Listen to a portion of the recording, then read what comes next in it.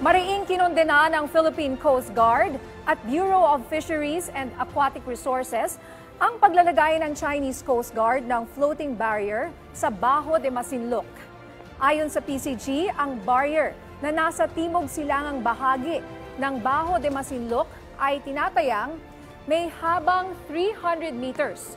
Ito ang pumipigil sa ating mga kababayang mangingisda na makapasok sa bahura.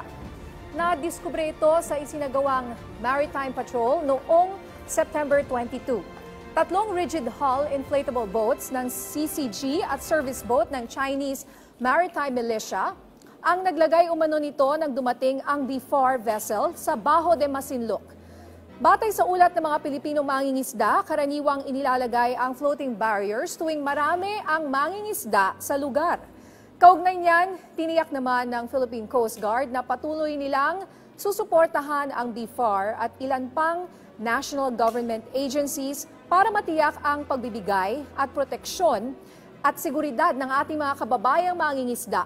Gayon din ang pagsusulong ng ating maritime rights at maritime domain.